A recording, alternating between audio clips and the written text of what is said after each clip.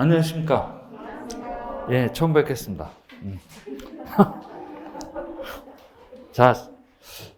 우리 교재 18페이지 한번 펼쳐 두시죠. 18페이지 펼쳐 두십니다. 제1장 지적의 의 등록사항 이렇게 돼 있어요. 그죠? 그래서 이제 부동산 공시법이라는 과목을 간략하게 설명을 드리고 18페이지부터 이제 얘기를 진행을 해보죠. 부동산 공시법을 가지고 여러분들하고 이제 1년 동안 얘기를 해야 돼요. 이 부동산 공시법이라는 이 법률은 토지나 건물 그래요. 토지나 건물이 어떻게 생겼으며 그 토지나 건물의 소유자가 갑인지 을인지 공적으로 보여주고자 하는 법이다. 그래서 부동산 공시법 그래요. 그죠? 2차 과목으로 돼 있어요. 2차 과목으로 돼 있습니다. 우리 당일날 시험장에서 세 번째 시간에 치르게 돼요. 근데 이 부동산 공시법이란 이 과목은 두 가지 법률로 구성되어 있어요. 하나는 공간 정보 구축 및 관리 등에 관한 법률 그러는데 그 법률이 우리 모두 시험범위에 해당되지 않고 지적에 관한 사항만 시험범위에 해당된다고 해서 그냥 예전처럼 지적법 해도 상관관계는 없어요. 그래서 지적법률이라고 하는 이런 법하고 부동산 등기법 그래요. 그죠? 이 두 가지 법률로 구성이 되어 있어요. 지적법 12문제 출제가 되고 등기법 12문제 출제가 됩니다. 합쳐서 24문제 출제가 되는데 문제 한 문제당 배점은 2.5점씩 다른 과목하고 100% 동일합니다. 그죠? 그래요. 이 과목을 가지고 여러분들하고 1년 동안 얘기를 하게 될 강사 도성옥이라는 사람입니다. 잘 좀 부탁드립니다. 그래요. 잘 좀 부탁드린다라는 것은 대답을 시원시원 좀 해달라는 얘기죠. 지적법 이제 결론부터 얘기를 해보죠. 이 지적법은 대단히 쉬워요. 흔히 득점 과목이라 합니다. 올해 33회 공인중개사 시험에서 합격을 하시려면 지적법 12문제 중에서 한 10문제 정도는 맞춰주셔야 돼요. 충분히 맞출 수 있어요. 근데 등기법은 조금 까탈스러워요. 까탈스럽습니다. 요건 욕심내면 안 돼요. 이건 반타작만 하면 충분히 통과할 수 있어요. 6문제만 맞추면 됩니다. 그래서 금년도 공인중개사 시험사 합격하려면 공시법 16문제만 합격하면 충분히 통과할 수 있어요. 그죠? 요걸 목표로 출발을 합니다. 그래서 이제 간단하게 과목 설명을 드렸고, 거기 19페이지 지적의 이렇게 되어 있어요. 그죠? 지적의 의 이렇게 되어 있습니다. 그래서 뭐 지적이란 뭐 어쩌고 그랬고 뭐 정의를 내렸네요. 그래서 그렇게 정의를 내렸는데 이제 그걸 내 나름대로 한번 정의를 내려보죠. 우리가 지적법을 배우기 위해서는 지적이 뭔지 한번 체크를 하고 넘어가야 됩니다. 그래서 지적이 뭡니까? 이런 얘기죠. 그죠? 지적이 뭡니까? 그래서 이제 지적 그러는데 사람한테도 적이 있어요. 그죠? 호적 그러죠. 사람한테도 적이 있듯이 아마도 땅에도 적이 있을 것이다. 그죠? 땅에 관한 적을 지적 그래요. 그죠? 지적 그럽니다.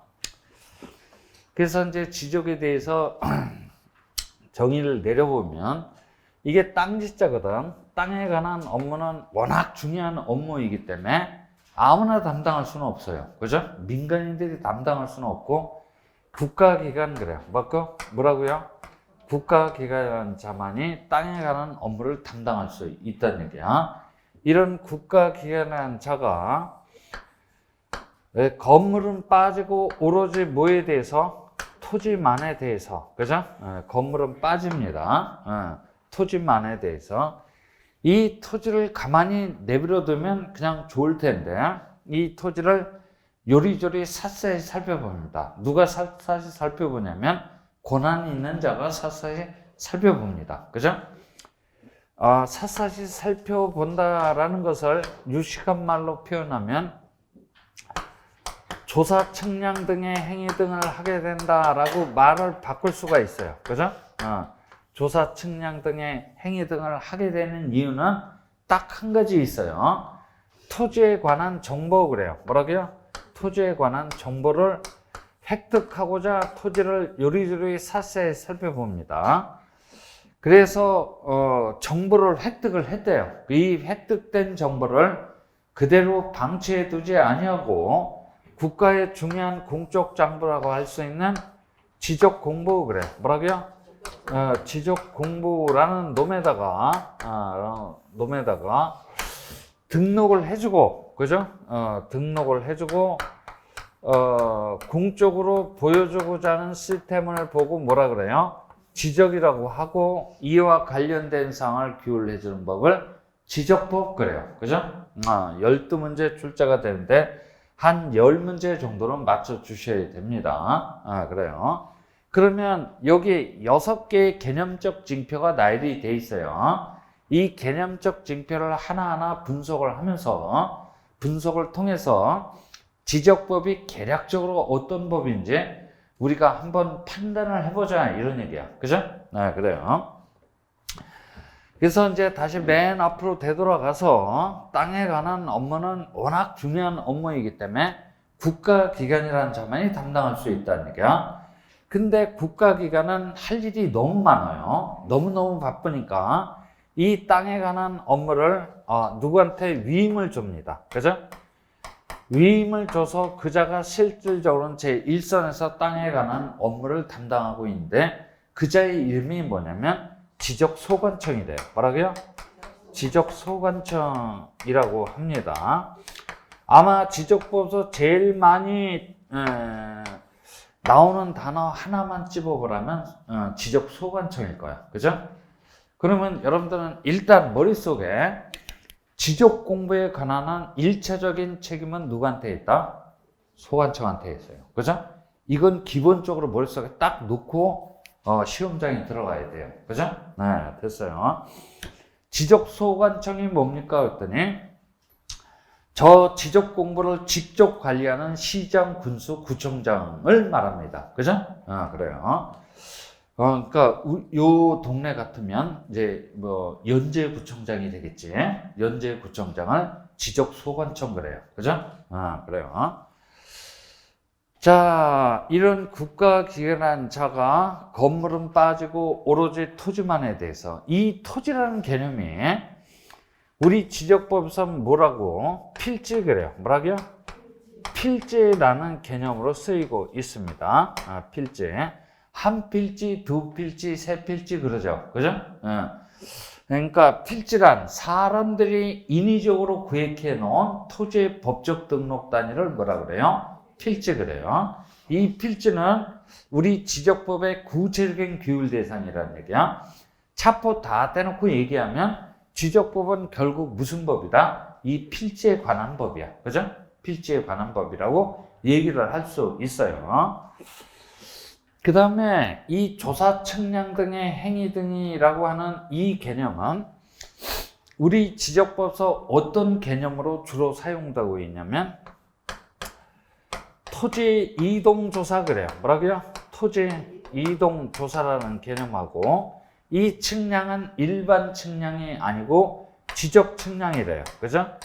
지적 측량이라고 아주 특수한 측량이 있습니다. 이런 개념으로 주로 쓰이고 있어요. 그죠? 토지 이동 조사 및 지적 측량이라는 개념으로 주로 쓰이고 있다는 얘기야. 일단 이 토지 이동이라고 하면은 여러분들이 어떻게 생각해야 되냐면 토지의 외모의 변화 이렇게 기억해야 돼요. 뭐라고요? 토지의 외모의 변화. 토지가 잘렸다. 그죠? 잘린 토지가 거꾸로 합쳤다. 그죠? 분할 합병 등은 흔히 토지 이동 사유라고 합니다. 그죠? 토지 이동 사유라고 합니다. 이 마스크를 확 찢어버리든가. 그래요. 그래서 이제 뭐 이렇게 기억하고 일반 측량이 아니고 지적 측량입니다. 지적 측량입니다. 이런 개념으로 주로 쓰이고 있다는 얘기야. 그래서 토지에 관한 정보를 획득을 했어요. 아마 여기서 오늘 배우는 개념 중 가장 중요한 개념인지도 모릅니다. 요것만 오늘 기억해도 학원에 온 값어치를 한 거야.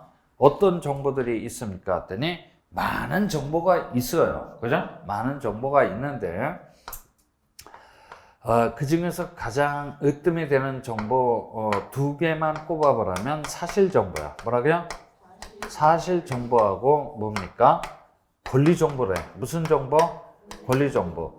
물론 이런 정보 말고도 다른 정보도 있긴 있어요. 근데 이게 대표성을 띠는 정보야. 사실 정보는 뭡니까? 그러면 그 토지가 어떻게 생겼습니까? 에 관한 정보야. 그죠? 그 다음에 권리 정보가 뭡니까? 그러면 그 토지는 갑의 겁니까? 을의 겁니까? 에 관한 정보지. 그죠? 이런 정보 등을 권한자가 획득을 했다는 얘기야. 조사 측량 등의 행위 등을 통해서. 그쵸? 그래요. 이 사실 정보를 말을 바꾸면 토지 표시사항이다 그래요. 뭐라고요? 토지 표시사항이다 라고 얘기를 합니다. 그럼 사실 정보는 구체적으로 뭐가 있습니까? 했더니 소재, 그죠? 그 다음에 지번, 그 다음에 지목, 그죠? 그 다음에 면적 그래. 그죠? 이 소재, 지번, 지목, 면적까지를 토지에 관한 사실 정보 중 무슨 정보라고 한다? 문자 정보 그래요. 그죠? 문자 정보라고 얘기를 합니다. 문자 정보만 파악하고 있다면 흡변해요. 흡변합니다. 그 토지가 구체적으로 어떻게 생겼는지 정확하게 파악할 수 없어요. 정확하게 파악하고자 한다면 문자 정보뿐만 아니라 그림 정보까지 파악하고 있어야 되는데 그림 정보의 가장 으뜸은 뭐다? 경계야. 뭐라고요? 경계. 또 뭡니까? 좌표 그래요. 그래서 경계 좌표를 둘이 합쳐서 그림 정보 그래요. 문자 정보하고 그림 정보를 다 파악하고 있어야만 내 토지가 구체적으로 어떻게 생겼는지 정확하게 파악할 수 있어요. 그죠? 그래요. 그러면 권리 정보는 뭡니까? 그랬더니 이 토지는 누구 겁니까? 갑의 겁니다. 라는 얘기야. 그죠? 갑씨가 자연인, 보통은 자연인입니다. 자연인이 뭐라 그랬어? 자연인이 뭐다? 멀쩡한 사람. 그래요. 그죠? 멀쩡한 사람은 자연인 그럽니다. 그렇지? 멀쩡한 사람이라는 얘기는 뭐야? 멀쩡한 사람이라는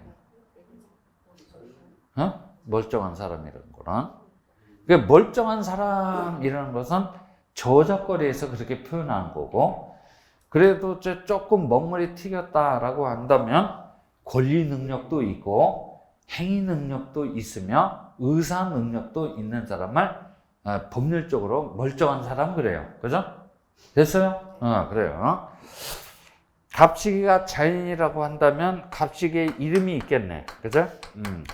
그리고 갑은 어디에 사는지, 갑의 주민번호는 어떻게 되는지, 이런 걸 모두 싸잡아서 흔히 권리정보 그래요. 그죠?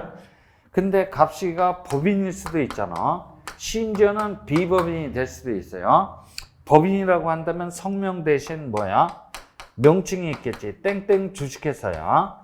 주식회사의 기준지는 항상 어디가 된다? 주된 사무소 소재지가 돼요. 상법에서는 본점 소재지 그러죠. 법인한테는 주민번호 대신 부동산 등기용 등록번호라고 있어요. 이거를 모두 싸잡아서 권리정보라고 합니다.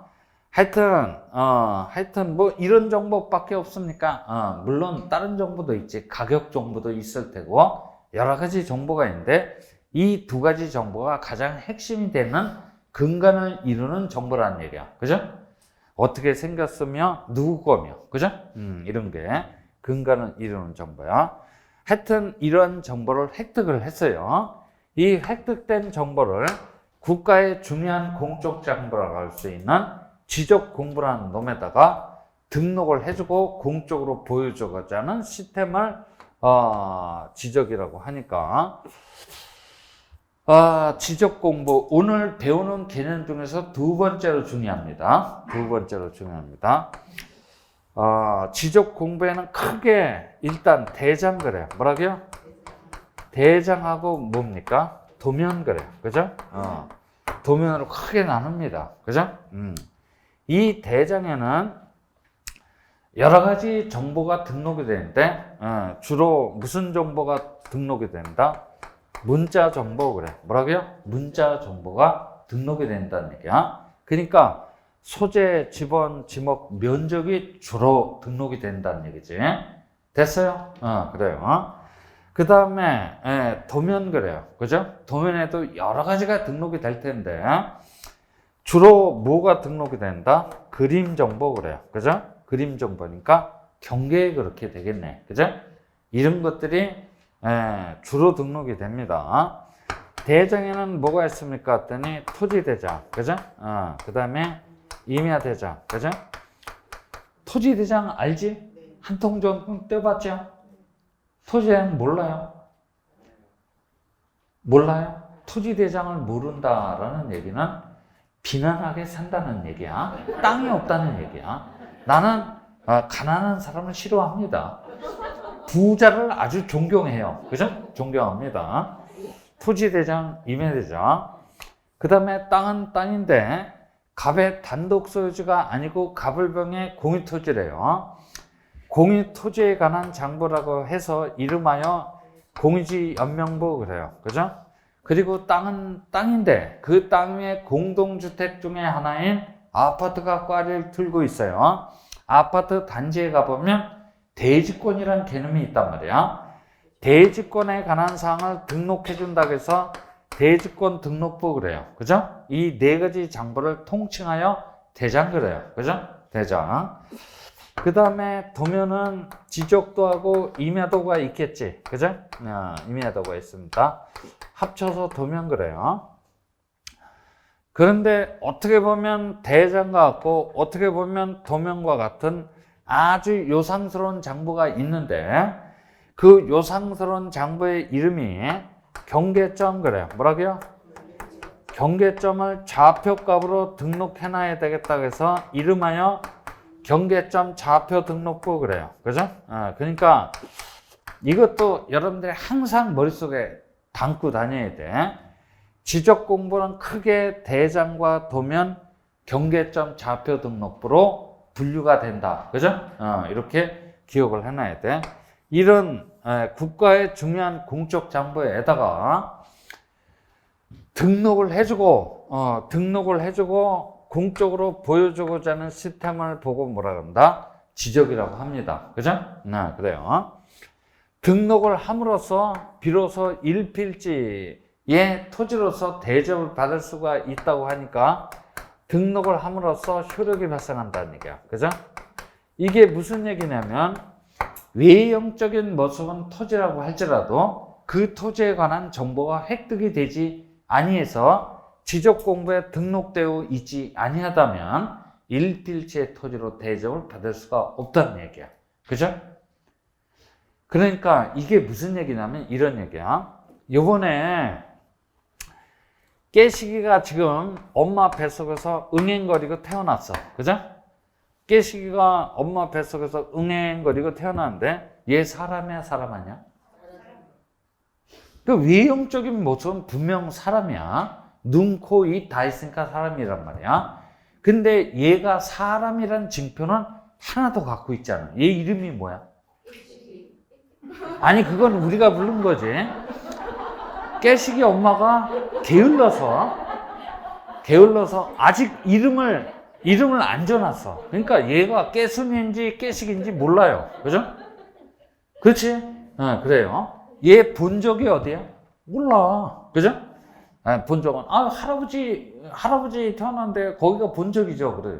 그건 그 사람들 얘기야. 얘가 본적이 뭐 부산인지 경남인지 몰라요. 그죠? 그러니까 얘가 사람이란 증표가 하나도 없어요. 외형적인 모습은 사람인데 얘가 진짜 사람이 되려면 얘에 관한 정보가 획득이 돼서 가족관계 증명서류에 등록이 되나야만 사람이라고 얘기를 할 수 있다는 얘기야. 그죠? 사람도 이럴지인데 토지는 말할 이유도 없어요. 그죠? 당연하겠지. 등록함으로써 효력이 발생한다는 얘기야. 그죠? 등록함으로써 비로소 일필지의 토지로 대접받을 수가 있다는 얘기지. 자, 이렇게 간단하게 정의를 내릴 수가 있어요. 간단하게 정의를 내릴 수가 있습니다. 근데 이제 이 정의를 가지고 작년도 32회 때 우리 출제자가 어떠한 내용들을 물어봤는지 그것도 한번 줄 잡아서 한번 판단을 해보자 이런 얘기야. 여기 봐봐요. 토지 이동사유 그래요. 뭐라고요? 토지 이동사유는 매년 한 두세 문제 출제를 하도록 되어 있는데 무슨 일인지 모르지만 작년도 32회 때는 한 문제도 출제가 안 됐어요. 그죠? 출제가 안 됐습니다. 따라서 올해 33회 때 토지 이동 사유 출제가 될 겁니다. 그죠? 출제가 될 겁니다. 그리고 지적 측량 그래요. 뭐라고요? 지적 측량. 대단히 기술적이고 전문적인 부분입니다. 그래서 매년 끽해봐야 한 문제 아니면 두 문제 출제를 하는데 작년도에는 우수수 몇 문제나 출제가 됐어요? 세 문제씩이나 출제가 됐다는 얘기야. 그죠? 그러니까 이제 올해는 아마 예전처럼 한 문제 아니면 두 문제 출제가 될 거야. 그래요. 요 사실 정보를 와봐요. 소재, 좌표 바쁘니까 꺼지고 지번 그래요. 뭐라고요? 지번. 이거는 28, 29, 30, 연 3년 동안 물어봤어요. 그죠? 31, 32 출제 안 됐어요. 올해 33회 때 유력합니다. 그죠? 농후합니다. 출제가 됩니다. 지목 그래요. 뭐라고요? 지목은 1회 때부터 32회 때까지 한 번도 빠지지 않고 출제가 됐어요. 요거는 흔히 때려 죽여도 나오는 문제라 그래요. 그죠? 제가 자신있게 추천하는 문제야. 그죠? 근데 31회 때까지는 매년 두 문제씩 출제를 했어요. 근데 작년도에는 딱 한 문제만 출제를 했다는 얘기야. 기분 나쁘다 그러면 작년도 거까지 합쳐서 올해 세 문제 물어볼 수도 있어요. 그죠? 그래요. 하여튼 한 문제 이상은 지목은 반드시 출제를 한다는 얘기야. 그 다음 면적 그래요. 뭐라고요? 면적은 내가 기억하는 바로는 28회 때 마지막 출제가 됐거든. 한 4, 5년 건너뛰었어요. 나올 때도 되긴 됐단 말이야. 면적 올해 유력합니다. 경계 작년도 한 문제 출제가 됐어요. 올해 또 나온다라고 할아버지가 어젯밤에 꿈속에서 얘기를 했어요. 그죠? 부산에 가서 전해주고 오라고. 그래요. 자, 그러니까 지번, 지목, 면적, 경계 이 네 가지 테마 중에서 매년 세 문제 이상은 반드시 출제가 된다는 얘기야. 그러니까 지적법에서 지번, 지목, 면적, 경계 이런 거 빼면 출제될 거리가 없어요. 그죠? 출제될 거리가 없어요. 여기 봐요. 지금 산속에서 혼자 외롭게 공부하시는 분이 있어. 그죠? 어머님 아직 촛불을 끄실 때가 아닙니다. 그러면서 외롭게 공부하는 사람은 아침 지금 8시에서부터 소재하고 좌표, 성명, 주소, 주민번호 이런 걸 열심히 공부를 할 거야. 그죠?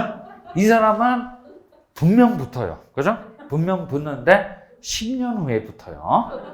무슨 얘기인지 알죠? 우리는 딱 10개월 후에 붙고자 여기 왔단 말이야. 그죠?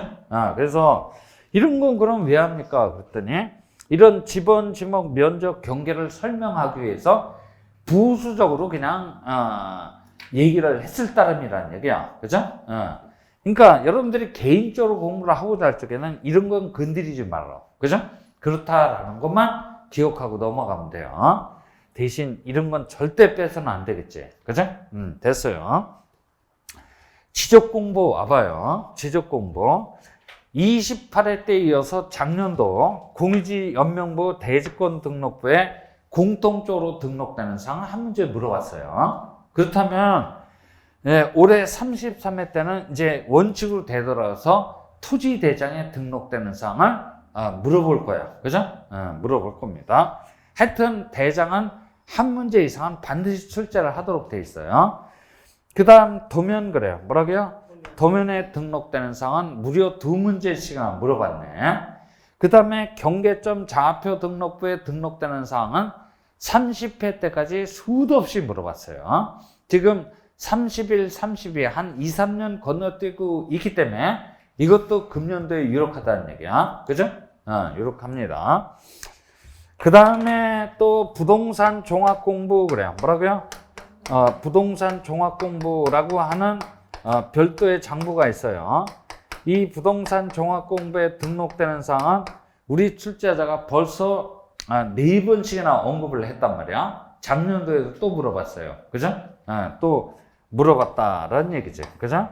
그래서 대장에 등록되는 사항 하나, 도면에 등록되는 사항 2문제, 부동산 종합공부에 등록되는 사항 1문제, 뭐 이렇게 작년도에 출제가 됐어요. 그러면 봐봐요. 이 지적공부표는 대장 하나, 경자부 하나, 도면 하나 정도는 반드시 출제가 된다는 얘기야. 그러면 이거 3문제야. 그죠? 3문제.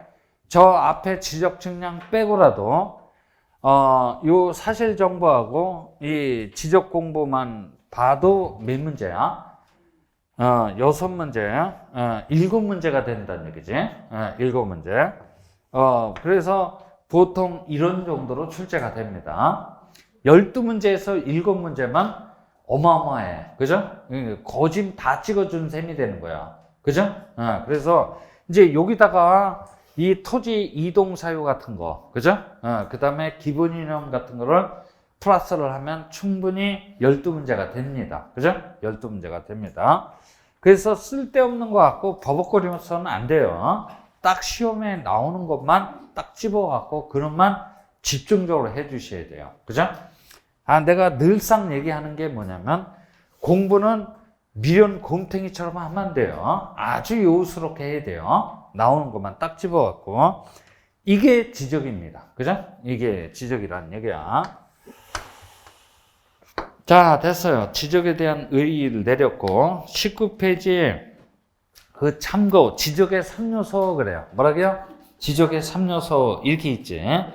토지 없으면 지적 제도가 있을 이유가 없어요. 그죠? 있을 이유가 없습니다. 그 다음에 2번 등록행위 그래요. 뭐라고요? 등록행위가 없으면 지적 제도는 효율적으로 작동이 될 수 없어요. 그 다음에 지적 공부 없으면 지적이라는 시스템이 효율적으로 작동되기가 어려워요. 그래서 토지 등록 지적 공부는 지적의 3대 구성 요소라고 합니다. 그죠? 3대 구성 요소라고 합니다.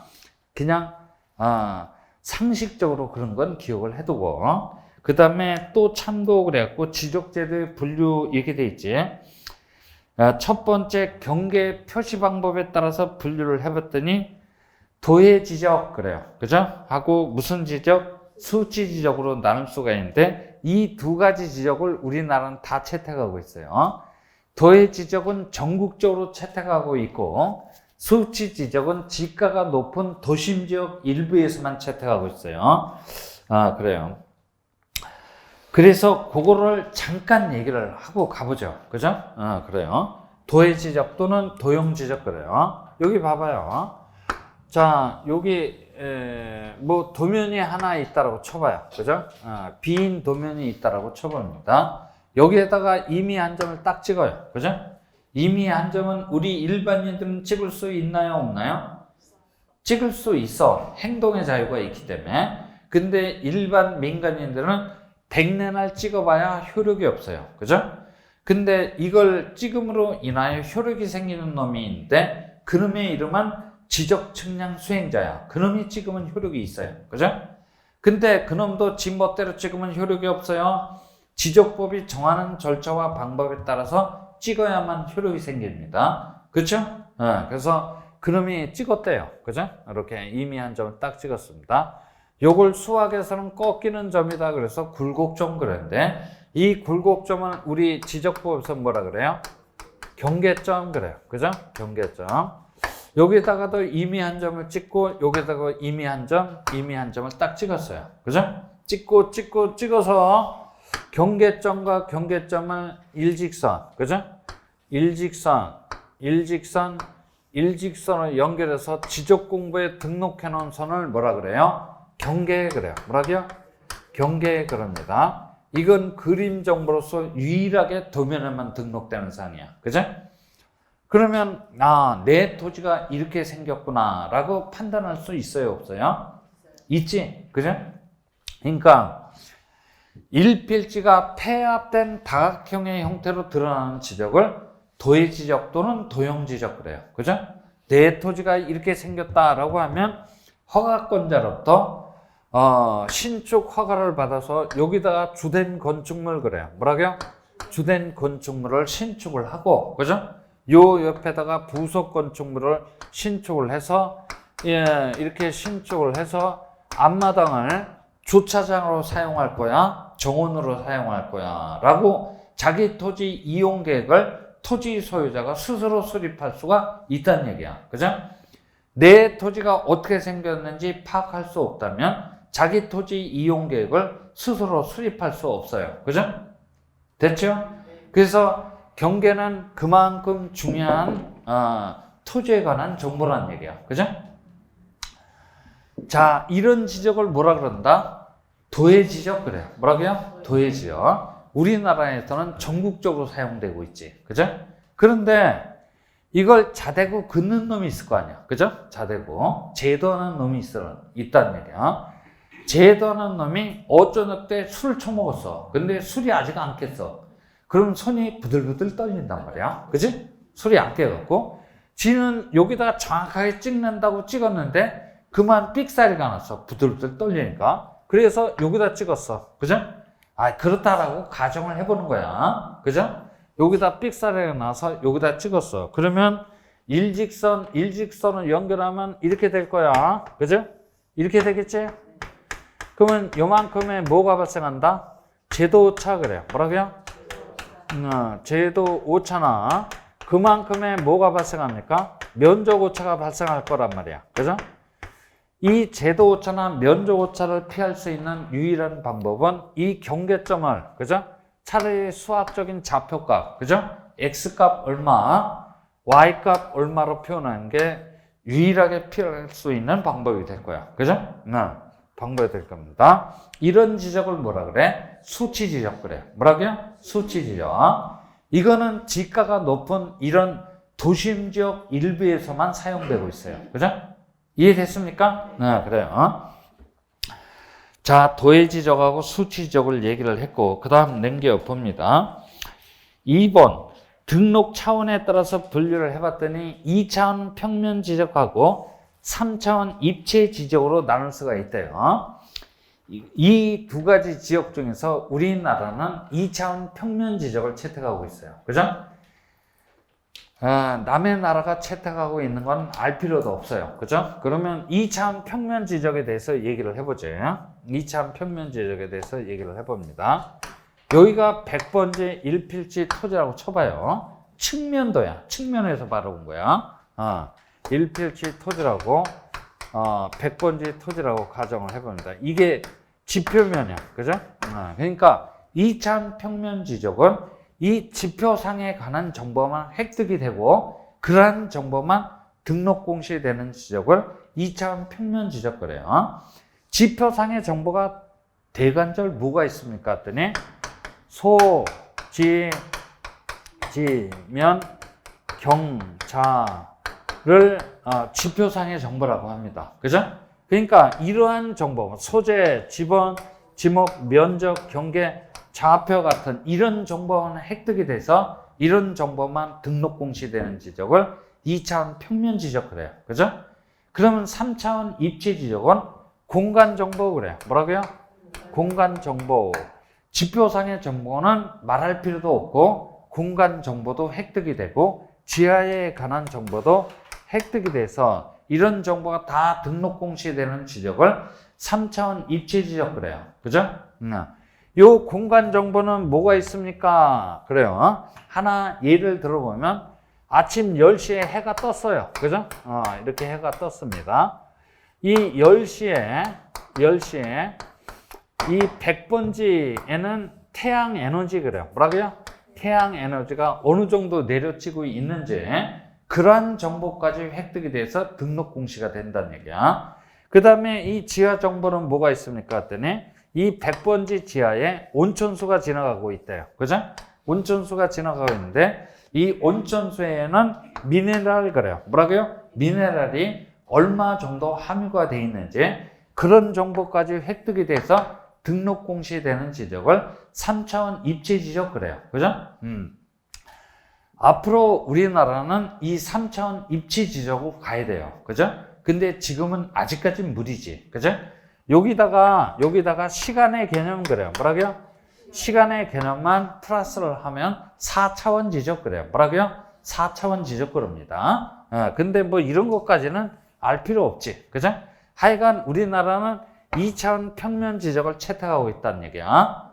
됐고.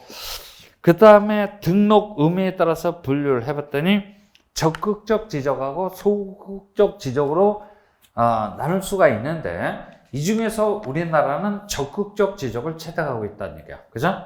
적극적 지적을 채택하고 있다는 얘기야. 여기 봅니다. 이렇게 감자덩어리 같은 나라가 있어요. 아주 엄청 큰 나라가 있어. 그죠? 이런 나라가 어디지? 감자덩어리 같은 나라. 그랬더니 어저께 저 광주광역시에서는 저기 중국 그러더라고. 그죠? 중국 그러는데, 거기도 뭐 좀 그렇긴 하지만, 여러분들 호주 그러죠? 그죠? 호주 가보셨어? 하여튼 이게 감자덩어리 같은 나라 호주야. 호주는 쓸모 있는 땅이 이쪽으로 돼 있어요. 그죠? 뭐 시드니, 멜버른 뭐 이게 다 이쪽으로 돼 있지.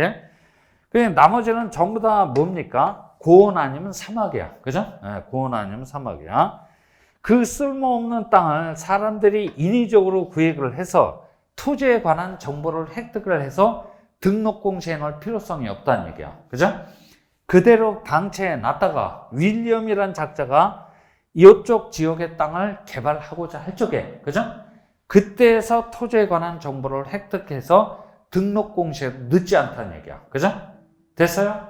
그래서 땅덩어리가 이렇게 넓은 나라는 보통 무슨 지적을 채택하고 있다? 소극적 지적을 채택하고 있어요. 근데 우리나라는 땅덩어리가 비좁아. 사람들은 버글버글 하다는 얘기야. 단 한 평의 땅이라도 방치될 수 없어요. 그렇죠? 그래서 우리나라는 적극적 지적 그래요. 뭐라고요? 적극적 지적을 채택할 수밖에 없겠네. 그래요. 그 다음에 네 번째 발전 단계에 따라서 분류를 했던 세지적에서 법지적. 법지적에서 무슨 지적? 다목적 지적, 종합 지적으로 발전되어 가고 있는 도중에 놓여 있는데 이 중에서 우리나라는 무슨 지적을 채택하고 있다? 법지적을 채택하고 있다는 얘기야. 그죠? 그래요. 그래서 그 맨 밑에 우리나라의 지적제도 이렇게 돼 있지? 이게 핵심이야. 그죠? 핵심입니다. 우리나라는 도의 지적과 수치 지적, 2차원 평면 지적, 적극적 지적, 법 지적을 채택하고 있습니다. 그죠? 이런 거는 낱개의 지문으로 능히 우리 출제자가 출제할 수 있는 값어치가 있는 지문이라는 얘기야. 그죠? 됐어요. 그 다음에 2번 본법에서 사용하기에는 용어 정의 그래요. 그죠? 용어 정의에 대해서 이제 저 20페이지서부터 쭉 나와 있나? 그래요. 좀 22페이지까지 나와 있네요. 그래요. 근데 좀 이게 난삽하다. 한번 보자.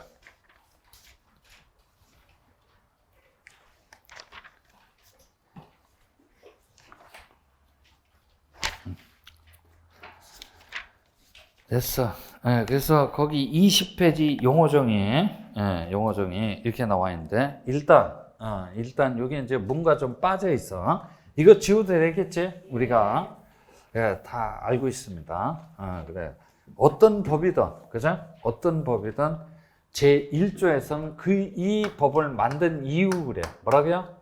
이 법을 만든 이유를 밝히고 있어요. 그죠? 입법 목적을 밝히고 있다는 얘기야. 역시 지적법도 동일하게 1조에서 입법 목적을 밝히고 있어요. 우리 책에는 없어. 그죠? 우리 책에는 없는데.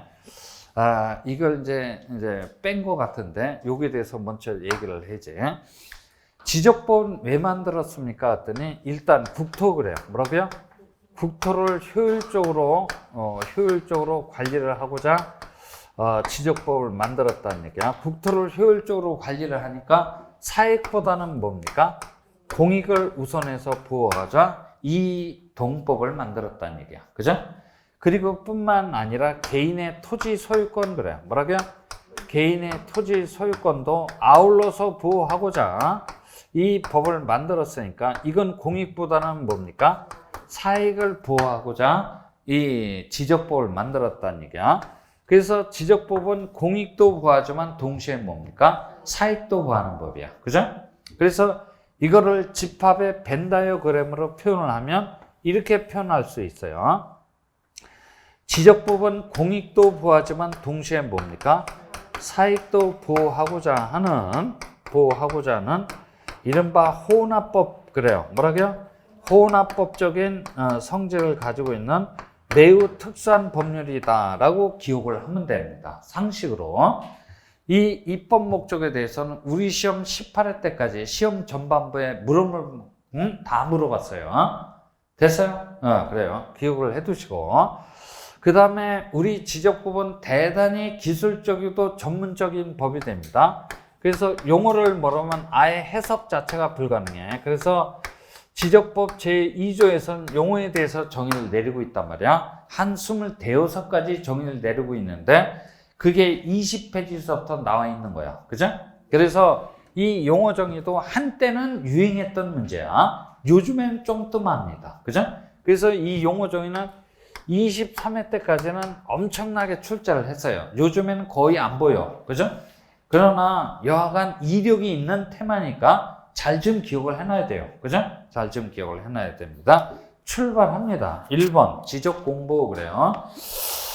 지적공부란 토지대장, 임야대장, 공지연명부, 대지권등록부 얘기했어. 그죠? 정의를 내리면서 이걸 모두 통칭하여 뭐라 그런다? 대장. 그죠? 지적도 임야들을 합쳐서 도면. 그죠? 그리고 어떻게 보면 대장과 같고 어떻게 보면 도면과 같은 매우 별스러운 장부가 있는데 경계점을 좌표값으로 등록한다고 해서 경계점 좌표 등록부 그래요. 그죠? 등 지적 측량 등을 통하여 조사된 토지 표시사항 사실정보 그래요. 뭐라고요? 사실정보 해당 토지 소유자 등 권리정보 그래요. 그죠? 등을 기록한 대장 및 도면 밑줄 쳐요. 거기 대장 및 도면 그 대장 및 도면은 우리가 눈으로 직접 확인할 수 있는 장부다 그래서 보통 가시적인 공부 그래요. 뭐라고요? 가시적인 공부 그럽니다. 근데 정작 중요한 것은 가로 열어놓고 있어요. 정보 처리 시스템을 통하여 기록 저장된 것은 우리가 눈으로 직접 확인할 수 없는 장부다 그래서 불가시적인 공부 그래요. 뭐라고요? 불가시적인 공부 그럽니다. 그러면 우리 지적법상 지적공부라는 개념은 가시적인 공부하고 불가시적인 공부를 포함하는 개념이라는 얘기야. 포함한다, 제외한다? 포함합니다. 불가시적인 공부를 포함하는 개념이야. 그죠? 포함하는 개념이 됩니다. 그 다음에 2번 지적소관청 가보죠. 지적공부를 관리하는 밑줄 쳐요. 그죠? 밑줄 칩니다. 어쨌거나 지적공부를 관리해야 됩니다. 관리하는 특별자치시장. 그죠? 그러니까 세종시장이야. 세종시장. 그리고 이제 색깔로 되어 있는 시장. 그죠? 그 다음에 군수. 그 다음에 구청장. 남색으로 되어 있지? 그래요. 그 다음에 가로 열어놓고 누구는 포함하고 누구는 제외하고 난삽하게 돼 있는데 우리는 지적법을 배우기 위해서 여기 모인 거지 지방자치법을 배우기 위해서 여기에 온 게 아니야. 그러니까 누구는 포함하는지 누구는 제외하는지 얘에 대해서는 전혀 신경을 쓰지 말란 얘기야. 하여튼 핵심은 뭐냐면 지적소관청이란 지적 공부를 직접 관리하는 시장, 군수, 구청장을 의미한다는 얘기지. 그죠? 그러면 이제 이거 하나만 기억하면 돼요. 부산광역시장도 시장이야. 그죠? 부산광역시장도 시장인데 부산광역시장은 지적 공부를 직접 관리하지 않아요. 할 일이 많아, 그 사람도. 그죠? 그러니까 부산광역시장은 소관청이라는 개념에 포함이 안 된다는 얘기야. 근데 여기 연제구청장은 지적 공부를 직접 관리합니다. 그래서 연제구청장은 소관청이라는 개념에 포함이 된다는 얘기야. 뭔 얘기인지 알지? 그러니까 소관청이란 이렇게 되면 어쨌거나 지적 공부를 관리하는 이 표현이 반드시 써 있어야 된다는 얘기야. 그죠? 오히려 그게 더 중요해. 합니다. 오히려 그게 더 중요합니다. 자, 그 다음에 세 번째 필지 한번 가봅니다. 필지, 령이 정하는 바에 따라 구획되는, 구획 동그라미. 그죠? 자연적으로 구획된다, 인위적으로 구획된다? 인위적으로 구획돼. 근데, 아주 우리 출제자는 진짜 징그러운 놈이야. 이것을 자연적으로 구획되는, 그래요. 뭐라고요? 자연적으로 구획되는 토지의 법적 등록 단위를 필지라고 한다. 아주 능청스럽게 이렇게 출제를 합니다. 그죠? 근데 그러면은 당일날 시험장에서 이 구획자밖에 안 보여요. 그죠? 자연적으로 구획되는 게 아니고 인위적으로 구획되는 토지의 법적 등록 단위를 필지라고 합니다. 필지라고 합니다. 그 다음에 참고 그래갖고 1필지의 성립 요건이 나와 있어요. 그죠? 그래. 이것도 사실 따로 저 뒤쪽에서 설명을 해야 되는데, 뭐 여기 나온 대로 한번 가봅시다. 그죠? 그러니까 이렇게 되면 자꾸만 엉켜. 그죠?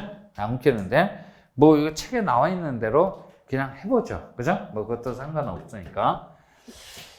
자, 그래서 필지에 대해서 얘기를 해봅니다. 필지.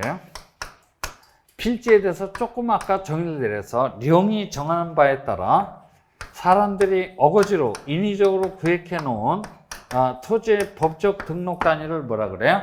필지 그래요. 그죠? 그러면 1필지가 되기 위한 최소한도의 요건이다 그래서 1필지의 성립 요건 그래요. 그죠? 1필지의 성립 요건은 곧 무슨 요건에 해당되냐면 합병의 요건에 해당돼요. 그죠? 합병 요건에 해당이 됩니다. 다시 한번 1필지의 성립 요건은 곧 무슨 요건에 해당된다? 합병의 요건에 해당돼요. 이거는 나중에 합병 제한사유에서 요긴하게 쓰이니까 이참에 기억을 해두란 얘기야. 그죠? 이참에 기억을 해둬야 돼요. 1필지가 되기 위해서는 최소한도 동네가 같아야 돼요. 그죠? 동네. 즉 지번 부여지역 그래. 뭐라고요?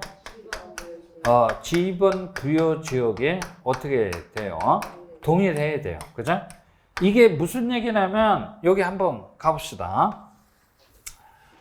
여기 A동이라고 하는 지번 부여지역하고 B동이라고 하는 지번 부여지역이 이웃하고 있다고 가정을 해봅시다. 해피면 하나의 필지가 A동하고 B동 경계선상에 가로놓여져 있어요. 그죠? 이거는 하나의 필지가 될 수 있나요? 없나요? 없지. 이건 의당 잘라서 이쪽은 어느 동? A동 필지, 저쪽은 어느 동? B동 필지가 돼야 돼요. 그죠? 하나의 필지가 될 수 있어 없어? 없다는 얘기야. 그죠? 그런데 필지는 이래요. 그죠? 필지는 이러는데 여러분들 건축법 그래요. 뭐라고요? 건축법에 가보면 대지 그래요. 뭐라고요? 대지라는 개념을 쓰고 있어요. 그죠? 네, 그래서 건축법에 가면 하나의 필지가 하나의 대지가 되는 게 원칙이라고 들어봤지? 네, 그래. 하나의 필지가 하나의 대지가 되는 게 원칙이야. 그죠? 그런데 여기 봐. 요게 하나의 건축법상 하나의 대지가 됐다고 쳐봐. 그죠? 그러니까 결국은 여기에 건축물이, 지상 건축물이 이렇게 있다는 얘기야. 그러면 이거를 보고 우리가 건축법상 하나의 대지라고 하지. 그지? 그러면 이게 1필지 1대지의 원칙에 해당이 안 돼요. 그죠? 뭔 얘기하는지 알지? 그래서 우리 지적법상 이 필지라는 개념은 대단히 고정적인 개념이고, 건축법상의 대지라는 개념은 상당히 탄력적인 개념이라는 얘기야. 그죠? 이건 두 개의 필지가 하나의 대지가 된 거 아니야. 그죠? 그러니까 우리 지적법상의 필지라는 개념은 대단히 픽스드한 개념이 되고, 건축법상의 대지라는 개념은 대단히 탄력적인 개념이 되더라는 얘기야. 그죠? 됐어요? 이런 걸 여러분들이 이런 차이를 이렇게 딱 진행을 하면서 간파를 할 줄 알아야 돼요. 그러니까 여기가 개나리 아파트 단지라고 쳐봐. 그죠? 개나리 아파트 단지를 가봤더니 여러 필지가 있어. 그죠? 그래. 여러 필지. 이게 1번지, 2번지, 3번지, 4번지, 5번지야. 그죠? 그러니까 5필지가 하나의 대지로 지금 잡혀 있는 거야. 그죠? 요 위에는 A동 그래요. 뭐라고요? A동. 그 다음에 B동, B동. 그 다음에 뭐 부대나 복리 시설들이 이렇게 깔려 있겠지. 그죠? 그러니까 5개의 필지가 하나의 대지로 되어 있다는 얘기야. 그만큼 건축법상의 대지라는 개념은 대단히 탄력적인 개념이야. 근데 우리 지적법상 이 필지라는 개념은 대단히 고정적인 개념이라는 얘기지. 그죠? 됐어요? 이런 것도 아울러서 기억을 해둬야 돼요. 아울러서 기억을 해둬야 됩니다. 그래요. 지적법만 해야 되는데 건축법도 해야 되고 똥구멍 찢어져요. 그래요. 왔다 갔다 하려면 똥구멍 찢어져. 하여튼 동네가 같아야 돼. 그죠? 동네가 같아야 되고. 그 다음 두 번째로 지목 그래요. 뭐라고요? 지목 또는 용도 그래요. 뭐라고요? 용도가 동일해야 됩니다. 그죠? 지목이 서로 다르다라고 하면 의당 잘려서 별개의 필지로 따로따로 존재를 해야 돼요. 그죠? 우리나라는 하나의 필지에는 하나의 지목만 존재하도록 돼 있어. 1필지 1지목의 원칙상 지목이 서로 다르다라면 의당 잘려서 따로따로 존재를 해야 돼요. 그죠? 그래요. 그 다음 세 번째로 소유자 그래요. 뭐라고요? 소유자가 동일해야 돼요. 그쵸? 소유자가 다르다라고 하면 그것도 당연히 잘려서 별개의 필지로 존재를 해야 됩니다. 그 다음에 도면의 축척 그래요. 뭐라고요? 도면의 축척이 동일해야만 하나의 필지가 될 수 있어요. 그죠? 축척이 서로 다르다라고 하면 이것도 의당 잘려서 별개의 필지로 존재를 해야 돼요. 그죠? 그래요. 그 다음 잘 들어봐. 집안 알지? 집안이 뭐 꺼졌다 그러잖아. 집안이 물리적으로 연속이 돼 있어야 돼요. 그죠? 그래야만 하나의 필지가 될 수 있습니다. 집안이 가다가 도로, 철도, 하천, 구구 등에서 끊겼다 그러면 하나의 필지가 될 수 없어요. 그죠? 의당 잘려서 별개의 필지로 존재를 해야 됩니다. 여기에 낙동강 그래. 뭐라고요? 낙동강이라고 하는 국가하천이 흘러내리고 있다라고 가정을 해봐요. 낙동강 이쪽 편에 있는 필지하고 건너편에 있는 필지는 하나의 필지가 될 수 있다 없다? 없다는 얘기야. 그죠? 이게 집안이 가다가 하천 등에서 끊겼기 때문에 따로따로 존재를 해야 된다는 얘기야. 이게 철도가 돼도 마찬가지야. 그죠? 철도가 돼도 마찬가지야. 도로가 돼도 그렇고. 그죠? 도로가 돼도 그래요. 그런데 여기까지는 좋다 이거야. 그래. 그래서 여기 낙동강이 이렇게 흘러내려오고 있는데, 그죠? 낙동강 이쪽 편에 있는 필지하고 건너편에 있는 필지는 집안이 연속되지 아니하기 때문에 별개의 필지로 따로따로 존재를 해야 돼요. 그죠? 그런데 잘 봐봐. 여기다 교량 그래요. 뭐라고요? 교량. 그지? 교량이나 댐 그래요. 뭐라고요? 댐 같은 걸 설치를 하면 이거하고 이거는 하나로 묶여서 하나의 대지가 될 수 있다는 얘기야. 그죠? 대지가 될 수 있다라고 여러분들이 건축법 시간에 배우게 될 거야. 이거는 충분히 하나의 대지가 될 수 있어요. 필지로는 다른 필지인데, 그죠? 다른 필지인데 건축법상 하나의 대지가 될 수 있다는 얘기야. 그만큼 대지라는 개념은 대단히 탄력성이 있는 개념이라는 얘기야. 그죠? 탄력성이 있는 개념이 됩니다. 하여간 집안이 물리적으로 연속이 되어 있어야만 하나의 필지가 될 수 있고, 마지막으로 등기가 동일할 게 아니고 등기 여부 그래요. 뭐라고요? 등기 여부가 동일해야만 하나의 필지가 될 수 있다는 얘기야. 그죠? 하나의 필지가 될 수 있습니다. 여부자 빼는지 안 빼는지 잘 살펴봐야 돼. 여부자 빼면 등기가 동일해. 그죠? 등기가 동일할 게 아니고 등기 여부가 동일해 된다는 얘기야. 등기 여부가 동일하다라는 의미는 잘 들어봐봐. 잘 들어봐. 등기된 토지하고 등기된 토지가 이웃하고 있습니다. 이 양필지는 하나의 필지가 될 수 있습니까? 했더니 오케이 그래. 그죠? 당연해 이건. 의심의 여지가 없지. 그죠? 그 다음에 미등기지하고 미등기지가 이웃하고 있어요. 이건 하나의 필지가 될 수 있습니까? 그랬더니 이것도 오케이야. 그죠?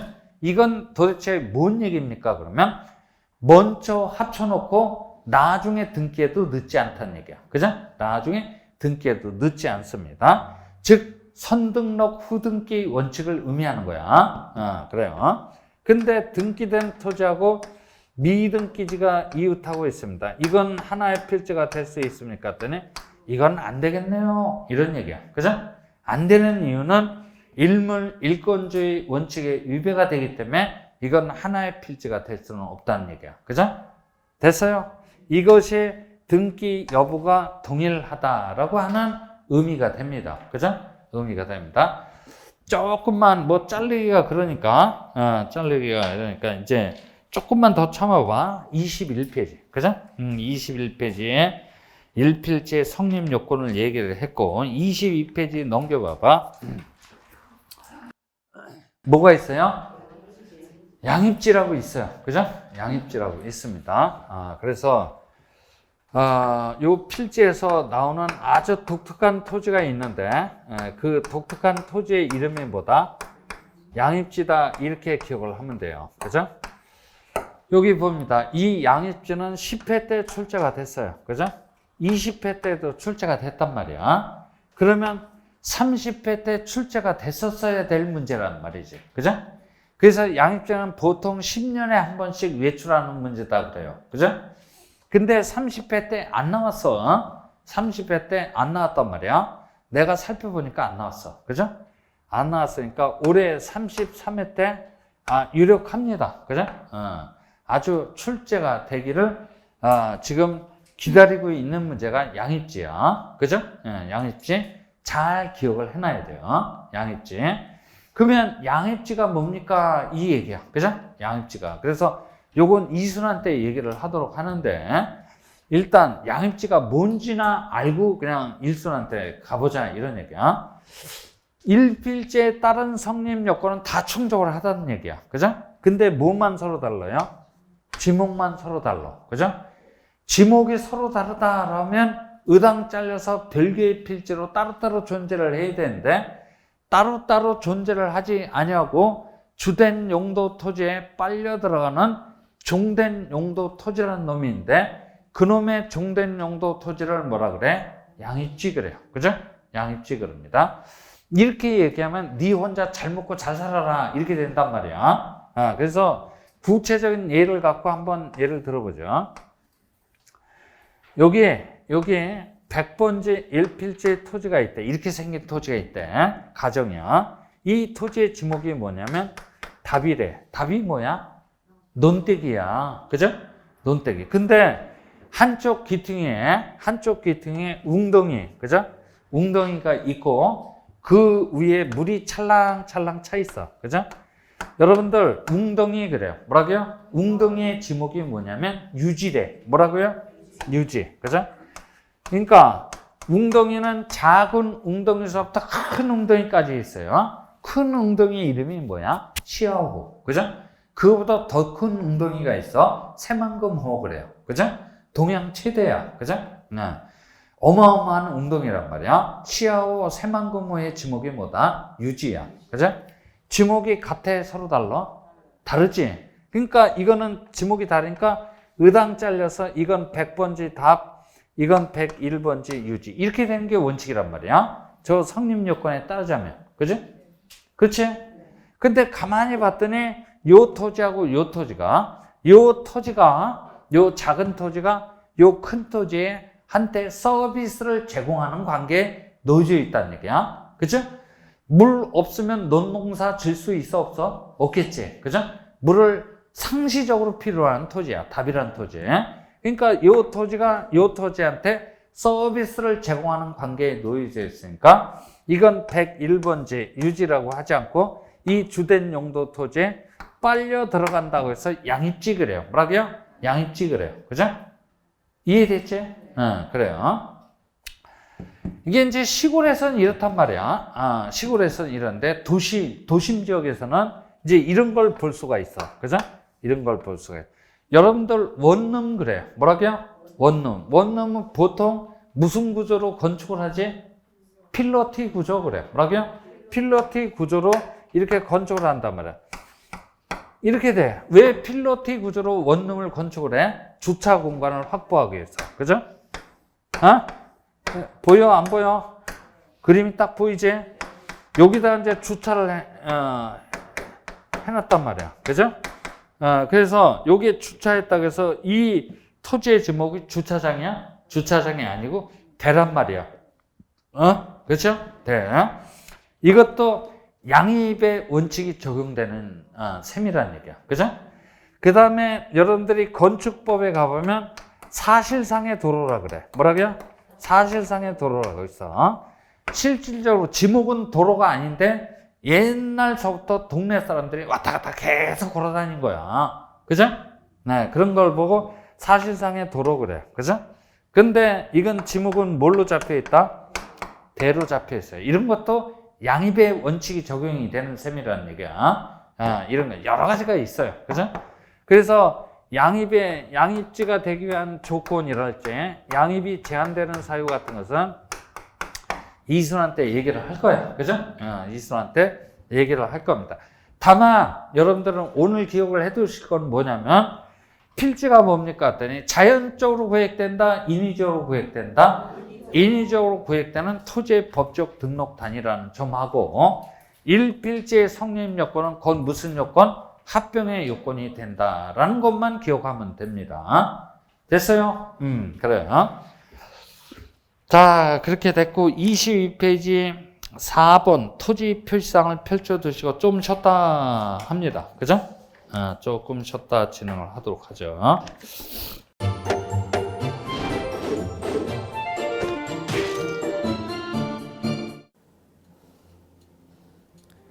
안녕하세요. 부동산 공법을 강의하는 고상철입니다. 자, 제가 이번 시간에 말씀드릴 건 뭐냐면 공인중개사를 여러분이 공부하시다 보면은 여러 가지 자료들, 뭐 OX 문제라든지 어떤 요약된, 집약된 자료, 뭐 PPT 자료 이런 것들이 많은데 그 일일이 출력하다 보면 여러분들이 보관하고 하는데 불편함이 있어서 그런 것들을 좀 약간 또 해소도 하기 위해서 또 다른 사람들하고 커뮤니티도 뭐 할 수 있기 때문에 저희는 네이버 밴드라는 어플을 좀 활용할 건데요. 그 네이버 밴드에다가 자료를 올려놓은 거를 내가 다운을 받고 내가 보는 방법에 대해서 알려드릴 테니까 이 부분에 대해서 제가 시작하는 거 똑같이 따라 하시면 설치부터 사용 방법까지 말씀드릴 테니까 그대로 따라오시면 됩니다. 자, 1단계 네이버 밴드 어플을 다운받습니다. 자, 그럼 네이버 밴드 다운을 어떻게 받냐? 자, 플레이스토어 우리 안드로이드 버전으로 갈게요. 그래서 플레이스토어를 누르시면 화면이 바뀌면서 지금은 이제 컴퓨터 화면을 제가 이제 좀 크게 보이게끔 해놓은 거라서 여러분 핸드폰에는 아마 맨 위에 여기 검색창이라는 게 있을 건데 여기다가 제목을 넣는 거예요. 제목을 뭐라고 쓰냐면 네이버 밴드 아니면 밴드 이렇게 쳐도 돼요. 밴드 치면 제일 상단에 나오죠. 그래서 이제 네이버 요 밴드가 요 초록 색깔 바탕에 B자예요. 밴드. 그래서 이제 여러분은 설치 누르시면 됩니다. 자, 2단계 그럼 네이버 밴드를 일단 들어가셔야 돼요. 들어가서 검색하기 전에 밴드 어플을 누르면 위측 상단에 이 돋보기 모양이 있을 거예요. 이 돋보기 모양을 누르기 전에 우리가 이제 검색을 해야 되잖아요. 누르시면 검색 컨트롤 가요. 여기다가 우리 공수모라고 치면 돼요. 공수모 치고 엔터 치면 이제 그동안 이제 우리 공수모 관련된 게 나올 건데 제일 상단에 있을 겁니다. 그래서 여기 네이버 33개가 밴드가 나왔는데 그 중에 여기가 1등이죠. 자, 그럼 이제 3단계 해당 공수모 밴드로 들어갔습니다. 그럼 들어가시게 되면 가장 첫 화면에 공인중개사 수험생 모임이거든요. 원래 그 수험생들만 위한 모임이기 때문에 시험 정보하고요. 어떤 자료들이 있어요. 뭐 OX 문제, 뭐 오지선다 문제, 그리고 이제 요약된 자료들 그런 거 공부할 수 있는 활용하는 어떤 밴드고요. 이 강의와 관련된 어떤 특강이 있다거나 할 때 공지사항 같은 거 그리고 지속적으로 교수님들께서 자료를 올려드릴 거기 때문에 요 관련된 자료 관련된 거 어떤 거 있는지 잠깐만 한번 보겠습니다.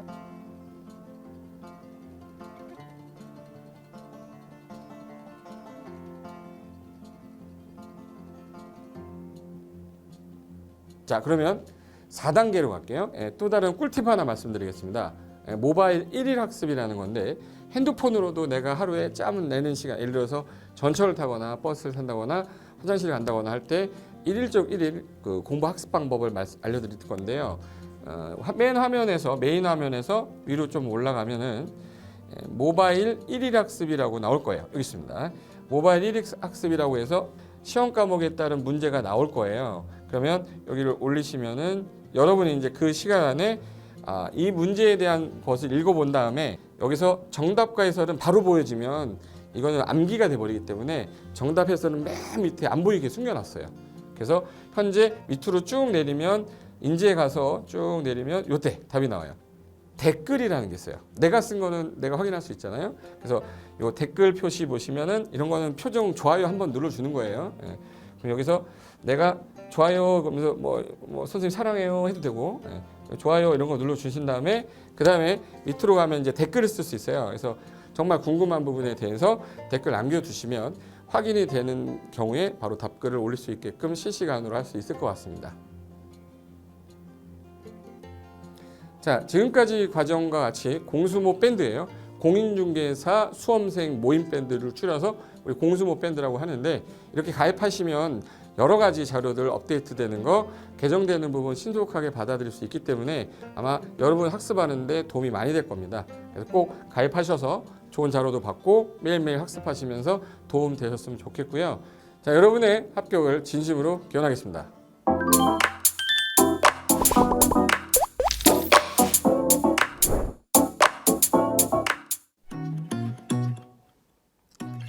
자, 안녕하십니까. 자, 이번에는 부동산 실무 일반인들이 어떤 도움을 받기 위한 관련된 밴드에 대해서 소개를 시켜드릴 건데요. 일단은 검색창에다가 365 부스라고 치시면 돼요. 365 부스인데 365일 부동산 스터디라는 밴드예요.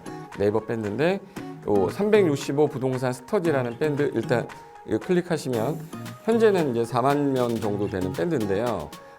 우리가 일반인들이 어떤 부동산 정보를 습득하는 데 있어서 이 정보를 얻기가 되게 쉽지가 않습니다.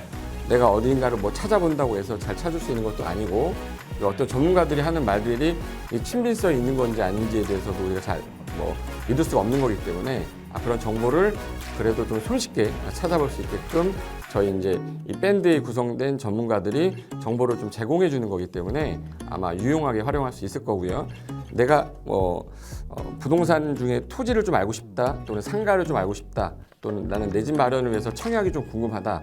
근데 그게 솔직히 어디 가서 물어보거나 어떤 정보를 찾기 쉽지 않아서 그것 때문에 만들어진 밴드라고 보시면 돼요. 그래서 365일 내내 부동산을 어떤 공부한다는 취지로 밴드에 들어오셔서 질의응답도 하시고 궁금한 사항에 대해서 예를 들어 문의를 하시면 저희가 관련된 정보를 또 제공해주는 그런 밴드라고 보시면 되겠습니다. 어떤 밴드냐면 한번 보시면은 지금 현재는 공지사항이 제일 먼저 나올 건데요.